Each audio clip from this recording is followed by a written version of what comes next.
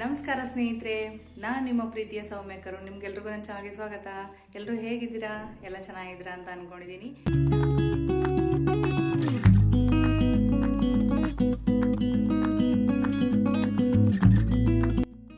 ನಾನು ನನ್ನ ಮಗ ರೆಡಿಯಾಗಿ ಲಗೇಜ್ಗಳೆಲ್ಲನೂ ಕೆಳಗಡೆ ಇಡೋಣ ಅಂತ ಹೊರಟೆ.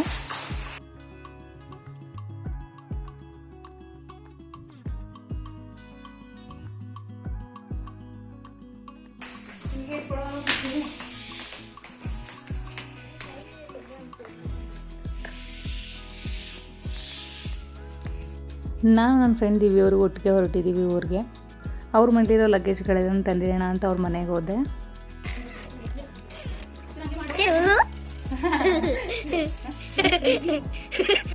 ನನ್ನ ಲಗೇಜು ಮತ್ತು ಅವ್ರ ಲಗೇಜ್ ಎಲ್ಲನೂ ಹೊರಗಡೆ ಇಟ್ಟೆ. ದಿವ್ಯ ಅವರು ಟೀ ಮಾಡ್ತಾಯಿದ್ರು. ಇಬ್ಬರು ಟೀ ಕುಡಿದು ಹೊರಡೋಣ ಅಂತ.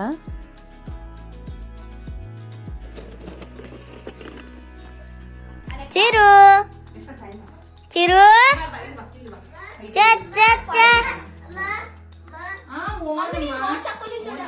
ಚಿರು ಇಬ್ರಿಗೂ ತುಂಬಾ ಟೆನ್ಷನ್ ಇತ್ತು. ಇಬ್ಬರು ಮಕ್ಳನ್ನ ಕರ್ಕೊಂಡು ಸಿಂಗಲಾಗಿ ಹೊರಟಿದ್ದೀವಿ ಅಂತ. ಅವ್ರಿಗೆ ನಾನಿದ್ದೀನಿ ಅನ್ನೋ ಧೈರ್ಯ, ನನಗಂತೂ ಅವರಿದ್ದಾರೆ ಅನ್ನೋ ಧೈರ್ಯ. ಇಬ್ಬರು ಧೈರ್ಯ ಮಾಡಿ ಹೊರಟಿದ್ದೀವಿ ಊರಿಗೆ.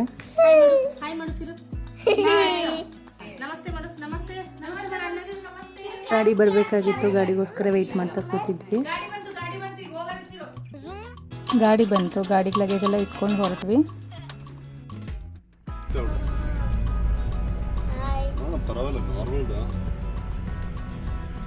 ಗೇಟ್ವರೆಗೂ ಗಾಡೀಲಿ ಬಂದ್ವಿ. ಗೇಟಿಂದ ಆಟೋದಲ್ಲಿ ಹೊರಟ್ವಿ ರೈಲ್ವೆ ಸ್ಟೇಷನ್ಗೆ.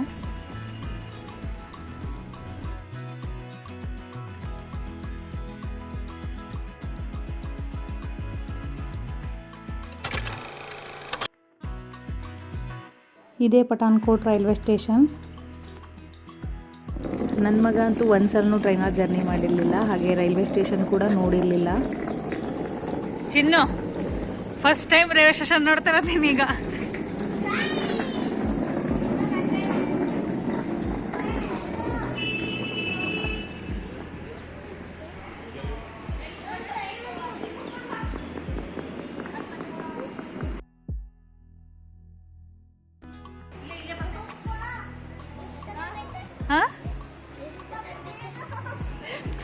ಅವನ್ ಖುಷಿ ನೋಡಿ ಅಲ್ಲಿ.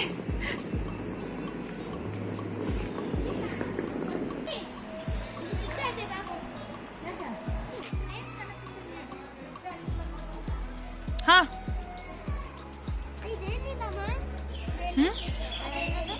ಏನು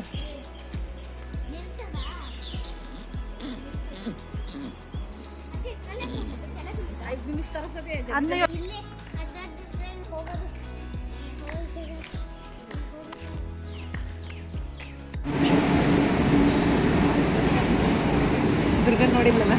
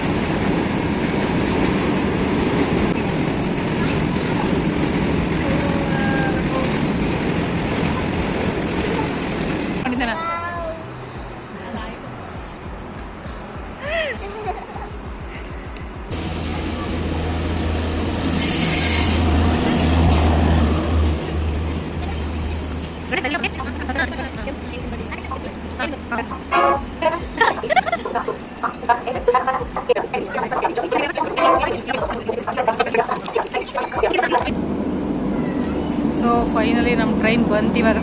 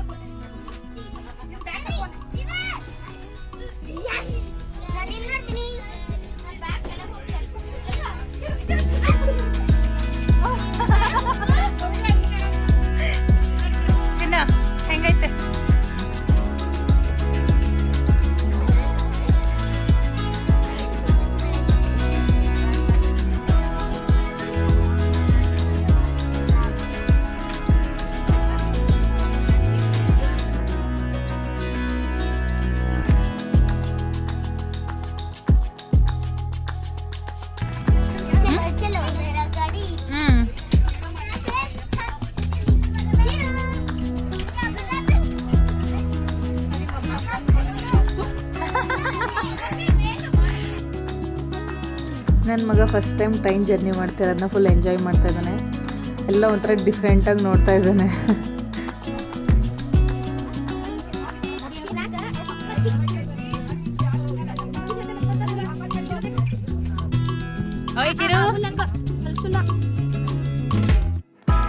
ಇಬ್ಬರು ಟ್ರೈನಲ್ಲಿ ಜರ್ನಿಲಿ ಅಂತೂ ನಿಜವಾಗ್ಲೂ ಊಟ ಮಾಡೋಕ್ಕಾಗಲ್ಲ, ನಮಗೆ ನಿಜವಾಗ್ಲೂ ಊಟ ಹಿಡಿಯಲ್ಲ ಅಂತ ಹೇಳಿ ಇದು ಚಪಾತಿ ಮಾಡಿಕೊಂಡು ಮತ್ತು ಉತ್ತರ ಕರ್ನಾಟಕ ಸ್ಪೆಷಲ್ ಶೇಂಗಾ ಚಟ್ನಿ ಪುಡಿ ಮಾಡ್ಕೊಂಡು ಬಂದಿದ್ವಿ. ಈ ಚಟ್ನಿ ಪುಡಿ ಜೊತೆಗೆ ಮೊಸರು ಇದ್ದಿದ್ರೆ ತುಂಬ ಚೆನ್ನಾಗಿರ್ತಿತ್ತು, ಬಟ್ ಮೊಸರು ಸಿಗಲಿಲ್ಲ. ಲಾಲಿ ಆಡ್ತೈತ್ ಲಾಲಿ. ಬೆಳಿಗ್ಗೆಗೆ ಮತ್ತು ಮಧ್ಯಾಹ್ನಕ್ಕೆ ಆಗುವಷ್ಟು ತಂದಿದ್ವಿ ಚಪಾತಿನ, ಮಧ್ಯಾಹ್ನನೂ ಅದನ್ನೇ ತಿಂದ್ವಿ.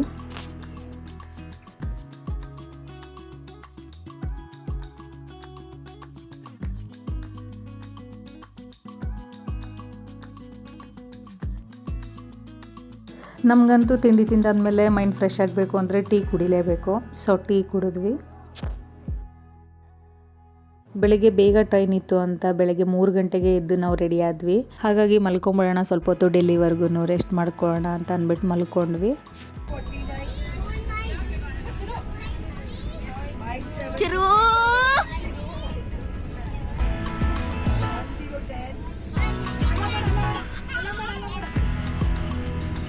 ಚಿರು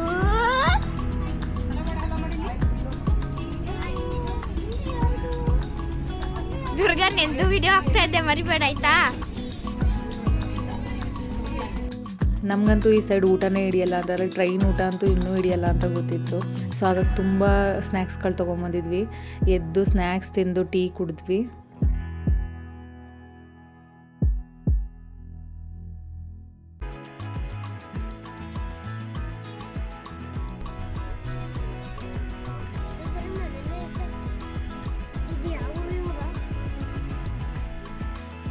ನಾವಿಬ್ಬರು ಮೊಬೈಲ್ ನೋಡ್ಕೊಂಡು ಟೈಮ್ ಪಾಸ್ ಮಾಡಿದ್ರೆ ನಮ್ಮ ಮಕ್ಕಳು ಆಟ ಆಡ್ಕೊಂಡು ಟೈಮ್ ಪಾಸ್ ಮಾಡಿದ್ರು.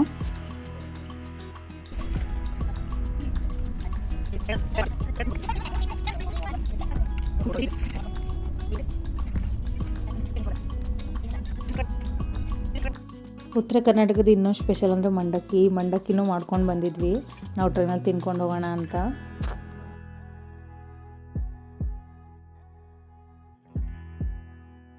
ಟ್ರೈನು ಡೆಲ್ಲಿಗೆ ಹೋಗೋದು ತುಂಬ ಲೇಟ್ ಆಯಿತು. ಅಂದರೆ 5 ಗಂಟೆಗೆ ಹೋಗ್ಬೇಕಾಗಿತ್ತು, 7 ಗಂಟೆ ಆದರೂ ಇನ್ನೂ ತಲುಪಿರಲಿಲ್ಲ. ನಮಗೂ ತುಂಬ ಬೋರ್ ಆಗ್ತಾಯಿತ್ತು. ಮಕ್ಕಳ ಜೊತೆ ಸೇರ್ಕೊಂಡು ನಾವು ಆಟ ಆಡಿದ್ವಿ.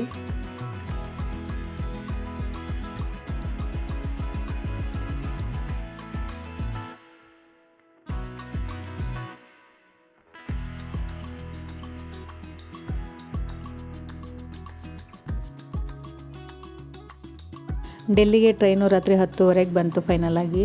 5 ಗಂಟೆಗೆ ಬರಬೇಕಾಗಿರೋದು 10:30ಗೆ ಬಂದಿದೆ. ಇಲ್ಲಿ ತುಂಬ ರಶ್ ಇರೋದ್ರಿಂದ ನನಗೆ ವಿಡಿಯೋ ಕರೆಕ್ಟಾಗಿ ಮಾಡ್ಕೊಳಕ್ಕಾಗಲಿಲ್ಲ. ಇದು ಡೆಲ್ಲಿ ರೈಲ್ವೆ ಸ್ಟೇಷನ್ ಪ್ಲ್ಯಾಟ್ಫಾರ್ಮ್ಗಳು.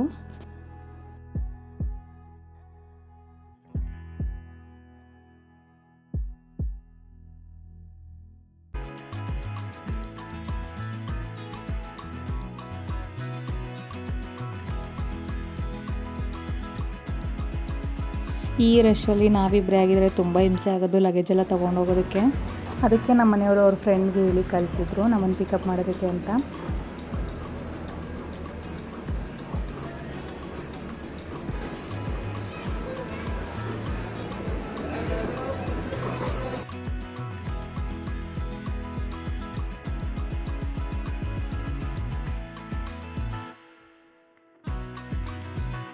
बदलाने बाय 405 कालका side platform number 4 platform number 4 पर आ रही है। 12 से 26 के अलावा प्लेटफॉर्म नंबर 3 पर उपलब्ध है।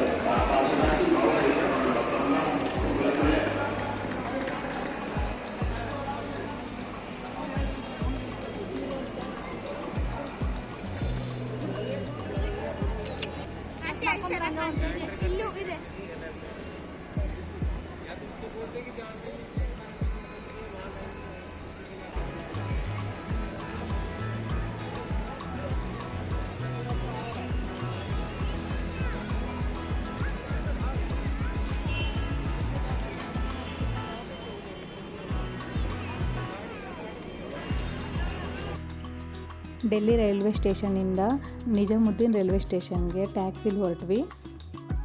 ಡೆಲ್ಲಿಯಿಂದ ನಿಜಾಮುದ್ದೀನ್ಗೆ 23 ಕಿಲೋಮೀಟ್ರ್ ಅಷ್ಟೇ, 1 ಅವರ್ ಜರ್ನಿ. ಸೊ ಅದಕ್ಕೆ ಟ್ಯಾಕ್ಸಿಲಿ ಹೊರಟ್ವಿ.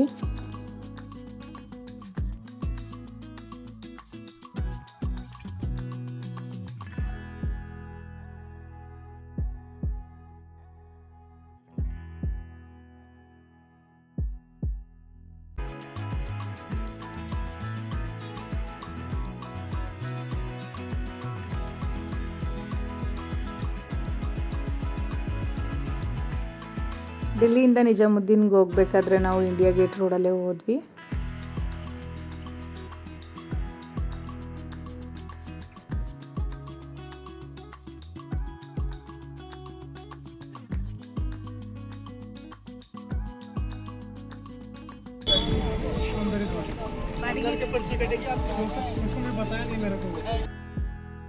ನಿಜಾಮುದ್ದೀನ್ ರೈಲ್ವೆ ಸ್ಟೇಷನ್ಗೆ ಬಂದ್ವಿ.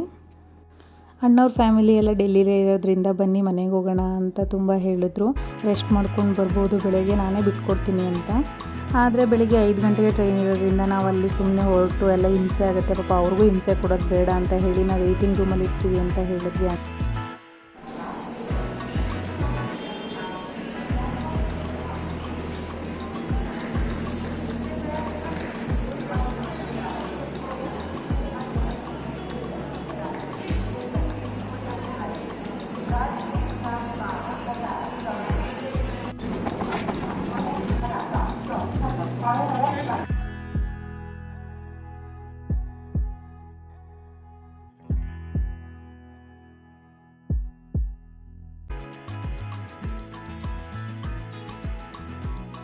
ಅಣ್ಣವರು ಮನೆಯಿಂದ ಊಟ ತೊಗೊಂಡು ಬಂದಿದ್ರು ನಮಗೆ ಅಂತ.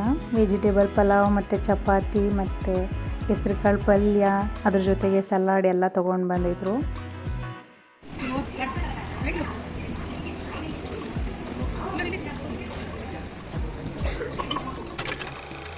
ವೆಯ್ಟಿಂಗ್ ರೂಮಲ್ಲಿ ಫ್ರೆಶ್ ಅಪ್ ಆಗಿ ರೆಡಿಯಾಗಿ ಹೊರಟ್ವಿ ಟ್ರೈನ್ ಹತ್ರ. ನಿಜಾಮುದ್ದೀನಿಂದ ಡೈರೆಕ್ಟ್ ಮೈಸೂರಿಗೆ ಹೋಗೋ ಟ್ರೈನ್ ಹತ್ತಿದ್ವಿ. ಡೆಲ್ಲಿಯಿಂದ ಮೈಸೂರಿಗೆ ಡೈರೆಕ್ಟ್ ಟ್ರೈನ್ಗಳಿಲ್ಲ, ವೀಕ್ಲಿ 1 ಡೇ ಮಾತ್ರ ಇರೋದು, ಅದು ಮಂಡೇ ಮಾತ್ರ. ಟ್ರೈನ್ ನೇಮ್ ಬಂದು ಸ್ವರ್ಣ ಜಯಂತಿ ಎಕ್ಸ್ಪ್ರೆಸ್.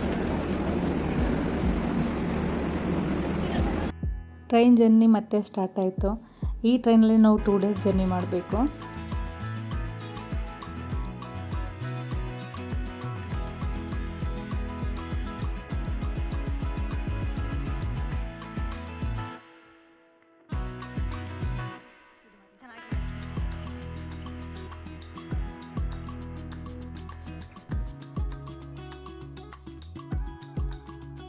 ಮಲ್ಕೊಂಡು ಎದ್ದಾಗ ಬೆಳಗ್ಗೆ 11:30 ಆಗಿತ್ತು. ನೈಟ್ ಅಣ್ಣ ತಂದಿರೋ ಚಪಾತಿ ತುಂಬ ಇತ್ತು. ಸೊ ಅದನ್ನೇ ನಾವಿವಾಗ ಬ್ರೇಕ್ಫಾಸ್ಟ್ ಮಾಡ್ಕೊಂಡ್ವಿ. ಬ್ರೇಕ್ಫಾಸ್ಟ್ ಎಲ್ಲ ಮಾಡಾದ್ಮೇಲೆ ಟೀ ಮತ್ತು ಸ್ನ್ಯಾಕ್ಸ್ ಎಲ್ಲ ತಿಂದ್ವಿ.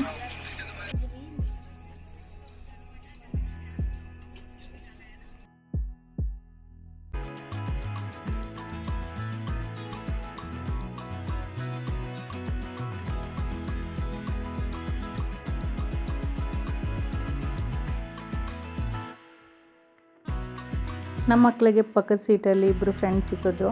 ಅವ್ರ ಜೊತೆ ಆಟ ಆಡ್ಕೊಂಡು ಇವರು ಟೈಮ್ ಪಾಸ್ ಮಾಡಿದ್ರು.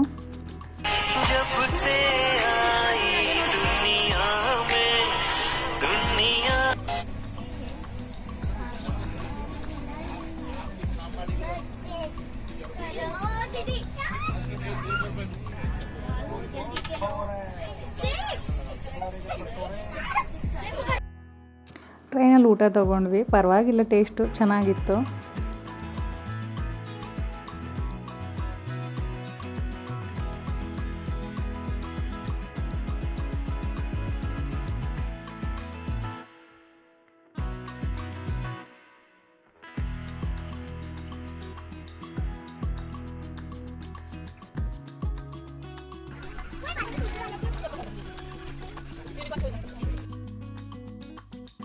ಸಂಗ್ಲಿಲಿ ಟ್ರೈನು 5 ಮಿನಿಟ್ಸ್ ಸ್ಟಾಪ್ ಇತ್ತು, ಅಲ್ಲೇ ಬ್ರೇಕ್ಫಾಸ್ಟ್ ತೊಗೊಂಡು ತಿಂದ್ವಿ.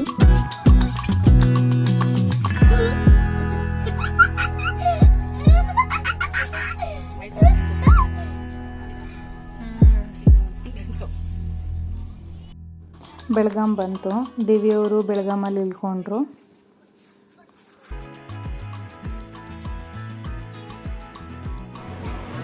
ಬಾಯ್ ಬಾಯ್ ಚಿರು, ಬಾಯ್. ಇಲ್ಲಿ ನೋಡಿಲ್ಲಿ ಚಿರು, ಹಾಯ್ ಅವ್ನು ನಿಮ್ಮನ್ನೇ ನೋಡ್ತಾ ಇದ್ದಾನೆ. ಬಾಯ್.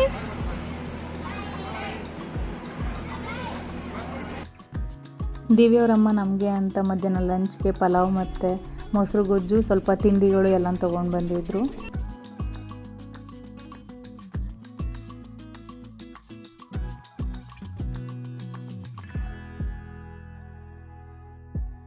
ಫೈನಲ್ ಆಗಿ ಮಿಡ್ ನೈಟ್ 3 ಗಂಟೆಗೆ ನಾವು ಮೈಸೂರಿಗೆ ಬಂದ್ವಿ. ನನ್ನ ತಮ್ಮ ಬಂದಿದ್ದ ನಮ್ಮನ್ನು ಕರ್ಕೊಂಡು ಹೋಗೋಕ್ಕೆ.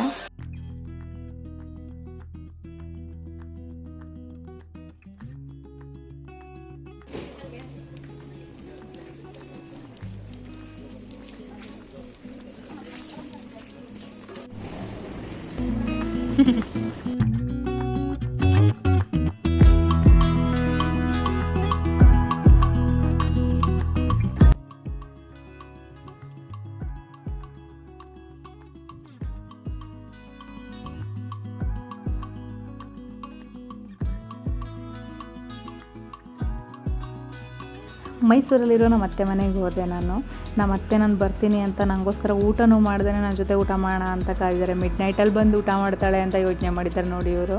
ನನಗೋಸ್ಕರ ಚಿಕನ್ ಬಿರಿಯಾನಿ, ಚಿಕನ್ ಫ್ರೈ ಮಾಡಿಟ್ಟಿದ್ದಾರೆ. ಹಾಗೆ ಚಿಕನ್ ಕಬಾಬ್ ಮತ್ತು ಫಿಶ್ ಕಬಾಬ್ನ ಕಲಿಸ್ಬಿಟ್ಟು ಫ್ರಿಜ್ಜಲ್ಲಿ ಇಟ್ಟಿದ್ದಾರೆ. ನಾನು ಬರ್ತಿದ್ದಾಗೆ ಬಿಸಿ ಬಿಸಿ ಮಾಡ್ಕೊಡ್ಬೇಕು ಅಂತ. ಇನ್ನೇನು ಮಾಡೋದು, ನಮ್ಮ ಅತ್ತೆಗೋಸ್ಕರ ಮಿಡ್ ನೈಟ್ ಆದರೂ ಸ್ವಲ್ಪನಾದರೂ ಅವ್ರ ಜೊತೆ ಸೇರ್ಕೊಂಡು ಕೂತ್ಕೊಂಡು ತಿನ್ನಬೇಕು ಅಂತ ಹೇಳಿ ಸ್ವಲ್ಪ ತಿಂದು ಆರಾಮಾಗಿ ರೆಸ್ಟ್ ಮಾಡಿದೆ. ದಿವ್ಯ ಅವರು ಇದು ಬೆಳಗಾಂ ಸ್ಪೆಷಲ್ ಅಂತ ಹೇಳಿ ನನಗೆ ಕುಂದ ಸ್ವೀಟ್ಸ್ ತಗೊಟ್ರು. ತುಂಬ ಟೇಸ್ಟಾಗಿ ತುಂಬ ಸಖತ್ತಾಗಿದೆ ಮಾತ್ರ. ಥ್ಯಾಂಕ್ ಯು ಸೋ ಮಚ್ ದಿವ್ಯ ಅವರೇ. ಏನತ್ತೆ ಅದು? ವಾವ್, ಕೇಕು ತಂದ್ಬಿಡಿದ್ರಾ? ಇಬ್ರು ಇದ್ರಲ್ಲ, ನೀವಿಬ್ರು ಸಾಮಾನ್ಯದವರಲ್ಲ ಮಾತ್ರವ. ಯಾವಾಗಲೂ ನನ್ನ ತಮ್ಮನ ಜೊತೆ ಮತ್ತು ನಮ್ಮ ಅತ್ತೆ ಜೊತೆ ಹೇಳ್ತಾನೆ ಇದ್ದೆ, ಡಾಲ್ಫಿನ್ ಕೇಕ್ನ ತುಂಬ ಮಿಸ್ ಮಾಡ್ಕೊಂಡಿದ್ದೀನಿ, ಅದು ಬ್ಲೂಬೆರಿ ಅಂತೂ ಸಖತ್ ಮಿಸ್ ಮಾಡ್ಕೊಂಡಿದ್ದೀನಿ ಅಂತ. ನನಗೆ ಬ್ಲೂಬೆರಿ ಅಂದರೆ ತುಂಬ ಇಷ್ಟ. ನನಗಷ್ಟೇ ಇಷ್ಟ ಅಲ್ಲ, ನನ್ನ ಮಗನಿಗೂ ತುಂಬ ಇಷ್ಟ ಈ ಕೇಕ್ ಅಂದರೆ. ಇಬ್ರಿಗೂ ಫೇವ್ರೇಟ್ ಕೇಕ್ ಇದು. ಅದಕ್ಕೋಸ್ಕರ ಇವ್ರು ತರ್ಸೆ ಇಟ್ಬಿಟ್ಟಿದ್ದಾರೆ. ವಾವ್, ನಂಗಂತೂ ಸಖತ್ ಅಂದರೆ ಸಖತ್ ಖುಷಿ ಆಗ್ತಾ ಇದೆ ನೋಡಿ.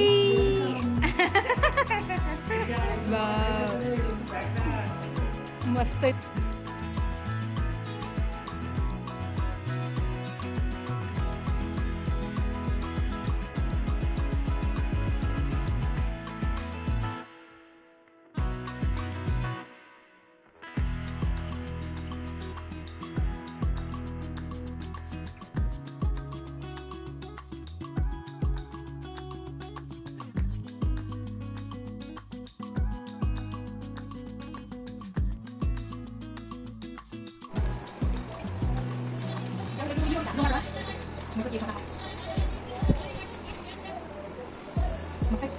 ಮೈಸೂರಿಂದ ಇವಾಗ ನಮ್ಮೂರಿಗೆ ಹೊರಟ್ವಿ. ಚಿನ್ನು, ಇವಾಗ ಊರಿಗೆ ಹೋಗ್ತಾ ಇದೀಯಲ್ವ ಮಗನೇ ನಾವು? ಫಸ್ಟ್ ನೀನು ಯಾವ ಊರಿಗೆ ಹೋಗ್ಬೇಕು ಮತ್ತು ಯಾರನ್ನ ನೋಡಬೇಕು? ನೀನು ಕಾಂತದ ಮತ್ತು ಲಕ್ಷ್ಮಜ್ಜಿ ನೋಡ್ಬೇಕು ಮೊದಲು ಚಿನ್ನು. ಆಮೇಲೆ ನೀನು ಯಾರನ್ನ ನೋಡಬೇಕು? ಹಾಂ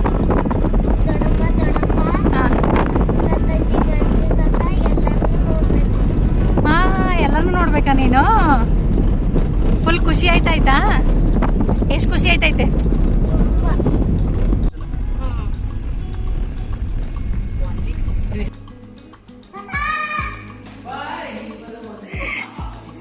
ಅಜ್ಜಿ ಅಲ್ಲ, ನಮ್ಮ ಅಕ್ಕವ್ರಿಗೆ ನಾವು ಬರೋ ವಿಷಯ ಗೊತ್ತಿರಲಿಲ್ಲ. ಅವ್ರ ಮಕ್ಳಿಗೆ ರಜೆ ಇರೋದ್ರಿಂದ ಅವ್ರು ಊರಲ್ಲಿದ್ದರು. ಇಲ್ಲಿ ಅದಕ್ಕೆ ಅಮ್ಮ ಅಪ್ಪ ಮಾತ್ರ ಇದ್ದಿದ್ದು.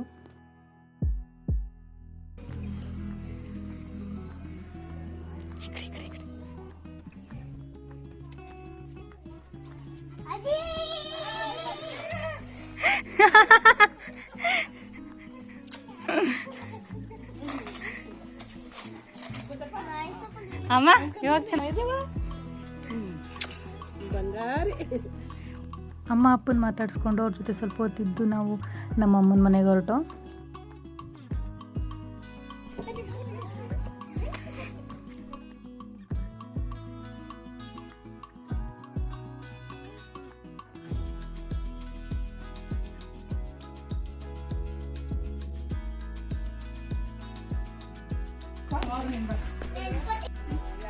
ಅಯ್ಯೋ ಮಮ್ಮಿ, ನಮ್ಮನ್ನು ನೋಡಿ ನಮ್ಮ ಅಜ್ಜಿ ಮತ್ತು ನಮ್ಮಮ್ಮ ತುಂಬ ಎಮೋಷ್ನಲ್ ಆದರು.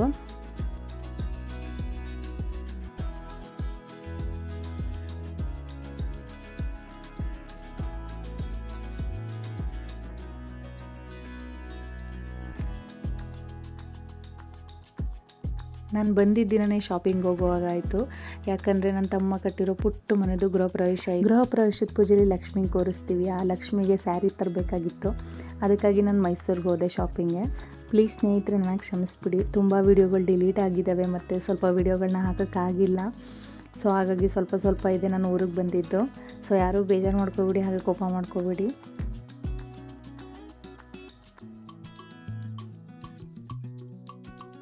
ತುಂಬ ಜನ ನನ್ನ ಫ್ರೆಂಡ್ಸ್ ಕೂಡ ಕೇಳಿದ್ದೀರಾ ಎಲ್ಲಿ ತೊಗೊಳ್ತೀರಾ ನೀವು ಸೀರೆನ ಅಂತ.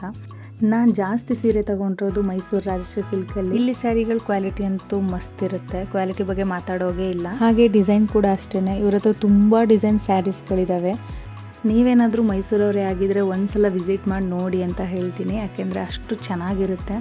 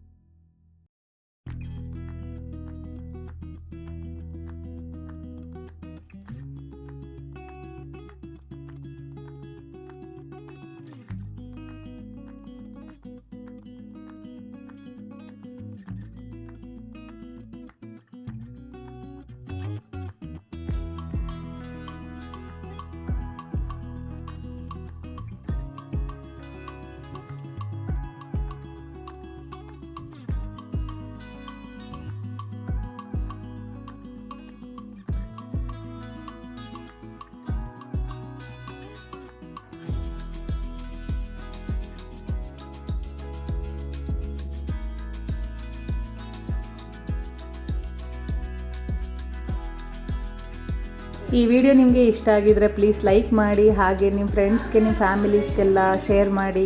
ಸಬ್ಸ್ಕ್ರೈಬ್ ಆಗದೆ ವಿಡಿಯೋ ನೋಡ್ತಾ ಇದ್ದರೆ ಪ್ಲೀಸ್ ಸಬ್ಸ್ಕ್ರೈಬ್ ಆಗಿ. Thank you so much.